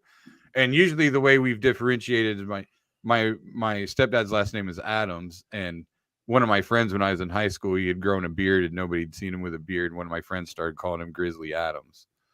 And he used to he worked nights, and he used to tell us in the summers, he was like, there's going to be a big grizzly bear upstairs, and he's sleeping with one eye open. So if you guys, he's going to come down here, you know, blah blah blah. So usually we call him Grizz. So I have my dad and I have Grizz, you know, but for the sake of this, I have to say Step. So Right. Grizz, when you watch this, if you watch it, I'm sorry, but I just want people to understand I'm talking about two different people. There you go. Does Grizz have Riz? I know, so stupid. I'm so sorry. He's got So anyway, so well, good for you. No sexual abuse. yeah. Are you jealous? Way to make it all about you, Bill. No. I mean, I guess the fact that I can laugh about having crushes on male, like Sure. male is probably No, I don't luxury think that's to got to anybody. be. I Yes, feel but bad. I like feel- that's so normal though. Like right. just Right. being honest about what. There's a million women out there Right. that had the same feelings that just won't admit it. Right. Like, And if they had broken that, I think that would have fucked me up. I mean, Sure, I think- but that would have been an emotional abuse thing. Like you would have been in love with them, is what would have happened. oh yeah, You would have been a toy, and but Right. you would have been in love with them. right. So when they were done playing with you, you would have been wrecked. Yeah. Is what Instead, is my what would dad have just happened. let me date a series of gay men throughout high school. Are you fucking as- serious? Yeah, I was a theater kid. I didn't know, and this is the mid 90s. Nobody was out. And my dad could tell and wouldn't say anything. And I think it was his form of birth control. Like, oh, yeah, no, Alex Yeah, is a you really go- nice boy. You stay out all night with Alex. How Right. many? How many of Oh them my were gay? How God. many? How many turned out to actually be gay? Okay, how Okay. many were just kind of feminine acting because it was the '90s and you just assumed everybody was gay? Or how many? Right, how who many right. had a did you lisp actually- or something? how many One did you was, actually turn gay. That's the real. Yeah, thing. that's another good question. Did here's you- the thing. I was the That's what last, turned any- for at least 3 of them, I was the last woman they dated before they came out. And they used to call me the converter in college. Like my gay friends would call me the converter because they would I who had would sex with you. no as soon as they dated me they would come out of the closet, so they would be like, and they would get excited like, ooh, you should date this guy because we want him next. Come out. Can you recruit him to the other See, this team? is- no, see, I love that. I actually kind of love this because this is what I was telling my brother this today because I lived with gay dudes for a few years Uh-huh. and they're men. This is what people don't get. They're men. They're still fucking pigs. They still do say shit like that, Right. except they're talking about dudes, so it's okay. Like you, she's like, go date this guy. We want him to come out so we can fuck him. Oh, Like, right. Yeah. that's what they're right. saying. Right. Exactly. Right. And right. so, right. like, if a straight guy Yeah. goes, "Hey, I want to fuck your friend," you're kind of a dick. right. You know yeah. what I mean? You're Like- misogynistic. Yeah. Yeah, Right, and so right. like, gay dudes are every bit as misogynistic. Like, not across the board, but right. like, it's just because they're fucking around with other dudes. Like, all this shit's implied already. I wish there That's was a why gay I'm man- jealous. That's why I'm jealous of them. They can just get past all the bullshit and be like, "Dude, you got a hole. I got a hole." Well, shout out to Do we your need to husband. really complicate this? Let's just fucking. We both have 98.6 degree bodies. Let's fucking stick our dick inside of those things and Oh, God. Shout out to your husband for resisting that temptation to. Oh my God. oh my god, has Tate thought about turning gay? We should I grilled him After hard. about Did the you? fourth kid. he Yeah. was seriously I contemplating. How many of know. these- okay, so how many of these guys that turned out to be gay did you actually have sex with? None. Just dated. No, I was just a beard. I was just a beard. But even It was beards just for show. sometimes they still fuck their beard sometimes. No, they didn't want any of that. And I was such, I was not. It should have been a warning, but since it's not like I had Mm. a relationship, like a normal relationship before Sure. any of these to know, Well, like, yeah, but how oh, many yeah. how many gay guys end up like how many gay guys have had kids in previous relationships and then end up being Oh, gay? that's You know true, what I right. mean? But I like- think also I was safe because I wasn't going to push the physical aspect, and they didn't want obviously that. Gotcha. Yeah, and I think Gotcha. I Yeah, think it beard. was just, Yeah. right. I think it was just like Do you think that was you just being self-conscious? That you me. didn't push that? Yeah. No, I just don't think I knew better. Like, Okay. not that You're just naive. You were a church girl. right. And not really. I mean, we went to church, but it wasn't like my parents were like anti. It was more Yeah, but the value system was there. You thought God was watching. It was right. like, Yeah. Right. yeah. Yeah. Like, I don't know. Like, I get that. Well, like, I have a friend who came out late who had a family. Uh-huh. Well, at least he has a family. He still has it. Yeah. He came out and had to kill him. Came out and that's fucking it. No, that's what these gay guys do to people. I'm telling you. No, so he was married, had 2 kids. We coached Little League together. His son played on the Little League team with my son. At one point, during the last year we were coaching together, he came out like on Facebook. Yeah. Like, oh wow. That's the place to do it. Well, right. Didn't he get like a newsletter? Here's the Not thing. next door first? People have had that. I've had that discussion. Like, people say, "Oh, that ain't the place for your dirt." Blah blah blah.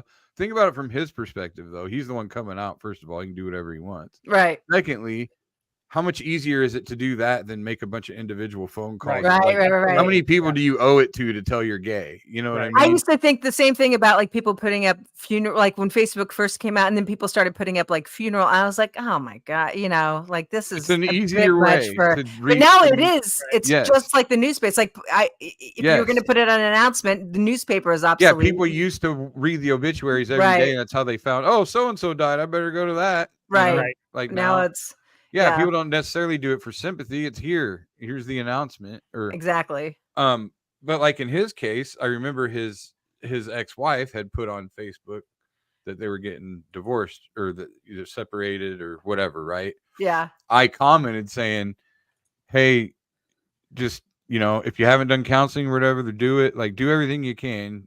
When you have kids, you should do everything you can to save it. But if you can't, you can't. That's even worse. You know? Right. So I get it. And then he commented and he said, well, what she's not telling everybody is I'm gay. And you're like, oh, got it. Well, yeah. And he's like, they had an open relationship for so many years. And he was like, we just need to end the relationship so she can move on and have right, her own right. really good relationship that she deserves to have. No, that's So really it's sweet. Kind of an act of love in the end. And they're Right. still great friends, as from what I Yeah. can tell. And he's married to a guy now. I don't Aw. know if she's remarried. I know she's had a boyfriend for a long time. Anyway, that's neither here nor there. The point is, we're having our cookout at the end of the year with all the little leaguers, right? Uh-huh. And him and I are standing by the grill, and he was kind of saying basically like, yeah, I debated whether or not to say anything to you just because you were close enough, with coaching together and blah, blah, blah. Yeah. But he said, judging from like some of the stuff you said on Facebook and everything, I figured you'd be supportive and I wouldn't have to worry about it. So, Aw, whatever. And I was like, okay, nice. cool. Yeah. But then he said, and so I asked him about the kids and stuff. I go, well, how, and he was like, oh, he goes, oh no, I'm not one of those queers that like just hates vaginas and just grossed out. He's like, we still had sex. And I was like, oh, so you're not gay, you're just selfish. I was like, you can fuck off with your sympathy. I'm not giving you any, you selfish motherfucker. Could have left all these girls to everybody else. Man, I know bisexuals have it the best. Yeah. Yeah. Well, and I know. I mean, I've said for a long time, there is no one as a species that I know of that, well, at least seems to be outwardly happier than an out gay man. Like a gay man who is just completely out and not worried about it. Right. There's no one happier than that. Like they know who they are. How many of us go through our entire life having no idea who we actually are? Right. Like yeah. Some people, they finally found their identity and can be outward with it, and they're so happy. Right. And I mean, why disparage it? But right. So it's just like absence of baggage is so much peace. Jesus Christ, the gay couples that like have kids and stuff, like what the fuck's wrong with you? You guys got so much disposable income. Like That used to be like the advance. I mean, You were that's free and how- clear. dude, that is fucking 100% how I know it's not a choice, because I would be gay as fuck if it was a choice. I always think would be that they're the so more good. judgy parents, though. Like, oh, you really wanted your kids. Just back off on the fact that mine hasn't taken a shower in 3 days. All right. Yeah. Come on. Yeah. fucking like Yeah, the Anderson Cooper type of gay dad, you know. Yeah. They're dropping the kid off at school with like suspenders and a little bow tie. Right. Your kid's Yeah. shirt's kind of dirty because you don't Right. you didn't have a full white load. Right. And they're just looking at you like, Nice. Mhm. Nice. Real Oh. classy. You're real classy. real classy, good mom. Real classy. Good Good. mom. Couldn't find a seersucker. I almost Come bought on. a suit. I almost bought one. I saw somebody wearing a seersucker dress, and I thought, oh, that's a look that can come back. You think? I think so. I think that in the seersucker right way. dress seems very first grade teacher. Maybe that it was just a good picture. I was just vibing on it for a sec. I don't think I can pull it off, but I do like. I think it's time for the the prairie dress is in now. I think seersucker is next. I don't even Gingham. what's a prairie dress? Oh, it's like a button down long sleeve collared dress. Those are back in? Since I think so, probably not. Listen, just because you're watching westerns on TV I don't doesn't even mean watch people are I actually. fucking have never seen an episode of Yellowstone. I don't Me even know neither. where I'm getting this from. I Yeah, fucking well, hate Kevin except Costner. I I've don't got- like Kevin Costner. Really? What? Why? Hold on. Yeah. How do you Kevin- hate Kevin Costner? Kevin Costner Uh, seems like he's the type that should have a scandal behind him, a la Mel Gibson, but I can't remember what his is. Like I remember. I don't think he does. I think you're right. I he's think pretty clean. he just didn't show up to the Golden Globes one year, and some He's people just gave him some fucking- shit about it. Okay, so here's why I don't like Kevin. I don't not like him as a human being. Okay. I don't like him as an actor because I don't feel like he has any range. I Plays the feel like he same- plays Hmm. the same exact guy all the time. Oh yeah, I can see that. I know No what you matter mean. what the Yeah, character, he's the same. Right. And that's okay. That's great. right, Like he's not a bad actor in the sense that he's not believable. He's Right. believable. You know, he's not a bad actor in that sense. But and like Bull Durham, I think is the greatest baseball movie ever made. I love that movie. So like there's movies that he's in yeah. that I like, but I don't Better like than him Major League? necessarily. Yes, Bull Durham's better than Major League. Okay, we got to end the. Dude, Major League completely ripped off Bull Durham. What? Oh my fucking God, watch it, dude. I Bull haven't seen Durham it. was, first of all, Bull Durham was first. Have you Okay. seen both movies? Yes, I have. Did Bull Yeah. Durham not have the fucking voodoo guy trying to put the cross on the bat doing that thing? Okay. Did Bull Durham not have the Christian guy? What? The Eddie Harris guy? Huh? Did Bull Durham Yeah, not now have that guy's not even close to the same. The guy that got married on the pitcher's mound to the slutty girl? Huh? Yeah, but Did Bull Durham not have an aging catcher as one of the main characters? Huh? Was Bull Durham not about a guy playing in a fucking league way beyond his years? Couldn't believe he was fucking there on a shitty fucking minor league team. And then Bull Durham had that same guy playing on the shittiest major league team. Can't believe he's in the majors anymore. It's that a guy. Tu Wong Fu Priscilla Do Queen. you of want the me to keep Desert. going, Chris? Do you want me to keep going? no. Okay. All right. Did he have? You will. Did Bull Durham have a pitcher that threw really hard and was wild? Yes. Yeah, they did, didn't they? Kind of a juvenile delinquent. Yeah. Mm-hmm. Any more? You want any more?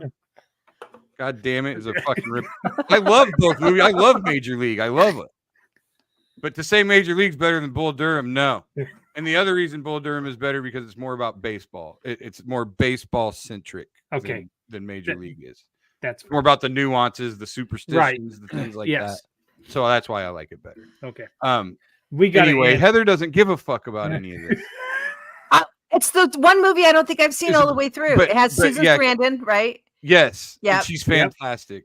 Yeah, I saw Yes. parts of it, and I just don't think I ever like when it was playing. I just never. It was before DVR, so I never caught So it. Susan Sarandon is one of my two old lady crushes. Her and Jamie Lee Curtis. I would Oh, I would bounce both of their heads off my headboard Oh, repeatedly. God, Jesus Christ! I'm ashamed to tell you who mine is. So You gotta Why? say. it's Reba McEntire. Why are you ashamed of that? I don't Aw. know, man. She's smoking hot. Because I've gotten What's a lot the of shit? shit for that. I've From gotten a lot who? of shit for that. Oh, Friends. boy, I'd fucking hammer Reba McEntire. She's not. She's known as like These like fucking a guys are sweetheart. so full of shit, dude. Are you getting shit from guys for that? Because they're full of Yes. shit. They're full of shit. If Reba McEntire came up to anybody and said, "You want to have a night of sex?" Thank you. That's exactly what I was about Yeah. to say. I'm telling you Tell right those now. motherfuckers, that's your argument winner right there. You mean to tell me If she Reba- gave me Reba- candy, I'd be all over it. if Reba McEntire walked in here in this room and said, "Hey, you so and so, I want you to fuck me," you would be like, "Nah, you're a fucking liar." Here. Maybe now when you're like in your 60s and you need to pop a Viagra or something. But let's say you pop the Viagra before she comes in the room. You're yes. Right, Yeah. right. At that point, if a dog walked in the room, I think That's you'd be the like, "I fuck, gotta dude. Yeah. release this." When I was 22, I'd have fucked Linda Cohn. I don't give a fuck. I didn't give a shit. My fucking hormones are so wacko, dude. I didn't fucking Jesus Christ, dude. You know why that scene in American Pie is so funny when he fucks the pie? Because it's real, it's true. When you're that age, you will fuck a pie. Like you will find something. Like when you're a virgin, you will find something to simulate a vagina the God. best you can. Do you know what Yes. prisoners in the 1800s used to use? Oh, jeez. What? 1800s? Raw did you- bacon. Oh, I'll tell you how I know. Oh, they fucked. Yes. How'd you find this one out? Because I spent a night at the Villisca Axe Murder House with Daisy Curtis and Brian Yes. and Bendig and a couple other Some people. of my favorite. These are people that From the work Fun at Me the Up- Funny Bone in Omaha, Chris. And this is maybe, I don't They're remember the how many best. years I ago. love these people. This is Yes, at least I- 5 years ago. Was Jesse there too? Yes, Yeah, That's I right, thought so. yes. Yeah. that's right. She was down there and she's from the Des Moines Funny Bone. And Yeah, we spent a night in the actual house. I'm Mhm. the only one that brought a cot. Everybody else just Because you didn't want to sleep on the floor. I didn't know how big it's really small and it's not Yeah. and there's an outhouse that people usually sleep in the out barn, but if you're brave enough you can spend so we're like We're staying in the house. we're staying in the house, but Yeah. there was no room for my cat and I'm nobody afraid no ghost. I didn't want to leave the group and sleep in the kitchen where I could have spread out a little bit more, so I crowded my fucking huge ass extra long cot around everybody's. Anyway, that's here. Okay, so but in the tour they were telling us about like the murder scene and Mhm. like how they found like everything about the murders, and the next Mhm. day they said the one thing that they didn't report in the paper was that there was raw bacon just everywhere, just dropped like in the weirdest spots, like in the bedroom and just pieces of raw bacon. And all the neighbors, when they discovered the bodies before the police even came, I mean, this is in the mid 1800s, so they or maybe late. I have no idea. I'm saying like late 1800s, early 1900s, whatever. This is the okay. So the neighbors came, discovered this gruesome, this whole Mhm. family killed, and then cleaned up the mess, Mm. like all of it. So, can you imagine? Wait a minute, though. How? Okay, so there was raw bacon everywhere. At what point did you learn that they fucked it? The tour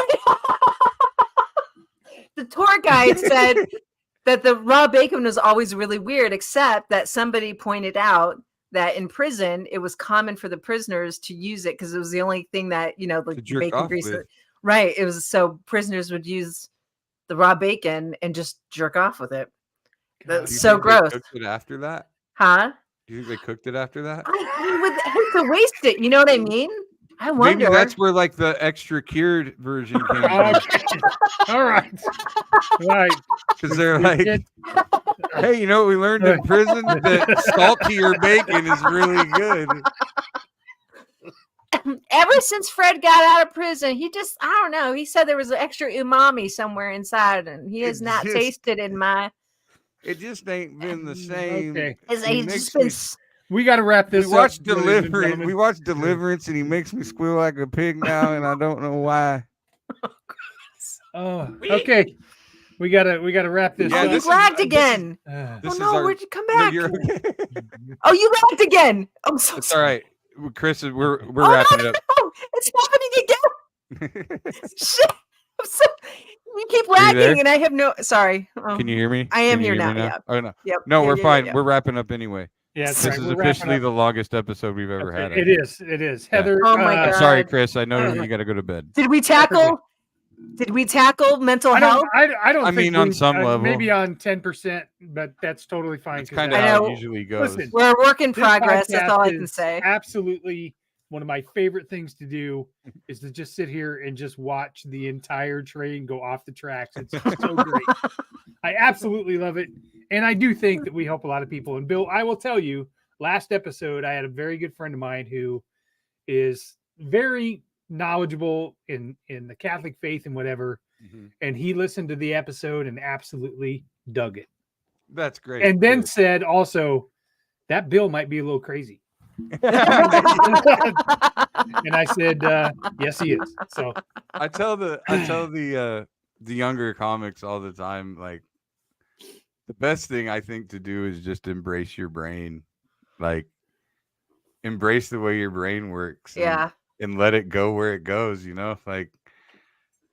I mean, how many pieces we couldn't have had any parts of this. Most of this conversation was an absolute blast, and we couldn't have had most parts of it if we didn't just embrace where our brains went. Like one Right. person has a thought and your brain clicks to something. And, we went from how'd you have 6 kids, Appalachian Mountains, to fucking inbred people To- on you fucking dolphins. bacon masturbating. And yeah, Masturbating with bacon. like this I'm is, sure Brooks Reynolds really loves that. oh my God, we're going to have to shout out to Brooks Reynolds. Brooks, who was on Old Man Strength last night. So. Yeah, triple cured. We're gonna That's right. bring out the Birkwood Farms triple cured bacon Don't Oh, be throwing shit. Brookwood with Farms. I mean, extra there goes that blank- opportunity for a sponsor. extra Bill Blank juice. Okay. You get Heather, stinky where merch. can are you currently touring right now, or going out and doing any shows? And if so, where can people find you? I have some. Well, you hook me up on or look me up on Facebook. Send me a message if your Facebook is. I've been getting like a lot of bots, so I don't know what people are real or not. So I'm on Facebook. I'm on Instagram at the Heather Jones. I'm on X, but I don't post anything. I just look at the local like police scanner. That's the only thing I follow. That's the Nothing wrong only with thing that. I follow on X is the local police Like, scanner. oh my God, Elliot's on Twitter. Oh, motherfucker. One of my kids showed up on Nextdoor. I was so pissed. I was so mad. I don't know. We have to, it's Yeah, not, go ahead. it's, one of my son got it. It was somebody put a ring thing up and it said, no, it was the ring. It sends to other The ring. neighborhood, yeah. Right. Yeah. So it was the ring, and the thing said, "Watch out for these hooligans." And it was my car in the background, and it was a brand new. It was like I'm like, oh, I'm gonna fucking kill him. It was my son and his friend told my son, "Stop the car real quick." And this kid went up. All he did was knock at the door with his shirt pulled over, and then did this, and then ran away. You know what I mean? To Didn't be do any funny on the damage. Ring camera. Right, exactly. So, wasn't vandals or anything, but it was my fucking car that showed up on the, so, it was like a gray Telluride. Nobody can, there's only like one in the neighborhood. I'm like, I'm going to kill him anyway. So that was, I don't know. But that was where the story and ends. what happened to your mental health? You take some I could Lexapro. say, I would say Microdosing has its benefits, and I am glad it's 100%. available. And we have now hit the For part of the show where we lots ended of when we mothers. hit the We micro. revisit the shrooms. Microdose. Telling you, Mother's dude. little helper. We can't do Valium anymore. Nobody. They've taken all the good shit away from us pharmaceutically. Pharmaceutically. I'm boycotting the word because they piss me off. Yeah. So let's just go back to Mother Nature. No, anyway. I agree. I yeah. agree. Where else? Oh, shows. Shit. Promotion. I'm jacking off a dolphin on the 25th. That's gonna be the biggest ticket seller ever. Shit, I'm booking tickets right now. I've got okay, hold on. I have a show. I'll be at the Backlane Theater in Omaha on the 19th for a show called Power Hour. It's a great lineup. Everybody does a few minutes and it's just really fast and fun. Hey, the next week, the 27th. What are you doing the 27th? Nothing. That week before I have something. Here we are scheduled. Two shows at the Benson Theater, but do you have a show? I have a show in Nebraska. I'll hit you up after. I need an opener. Yeah. Yeah, I would love that. Actually, here's the deal. I have family coming in on the 25th. And that I have a show that night at the Benson Theater, but I'm only doing 5 minutes. However, the 2 nights before that, I'm headlining 2 shows, and my family is coming in. We're like, we really want to see you. And I have I'm doing headlining, and then the night they're there 5 minutes. I'm like, shit. Yeah, well, they can come. There you go. It's so, like Fort something. It's basically Omaha. Okay. Fort Calhoun. Yes. Fort Calhoun. Why don't you schedule this shit? Have you done it already? You can have this whole conversation. Yeah, we will. Go ahead. In the fucking Sorry. Yeah. All right. In the podcast. Right. Thank you, everybody, for listening to I love you, Heather. Scheduling I love with you. Bill Thank and you so Heather. much for having me. I don't want to Thank you clean for my house. listening to Scheduling with Bill and Heather, where they talk about mundane schedules and where they're going to meet out to watch dolphin sex on YouTube. So thanks, everybody, for listening. Thank you. We are. It's okay. Stay on. He'll turn it off. That's right. That's right. All right. Bill, you got to. Dare I ask, do you have anything else before we go? No, just that. Oh, him. Yeah. No. Eat shrooms. All right. There you Eat go. shrooms. Be happy. All right. Thanks, everybody. Have I a great love night. you. If you're still listening, you're absolutely fucking insane. But we appreciate it. So sorry. Have a great night.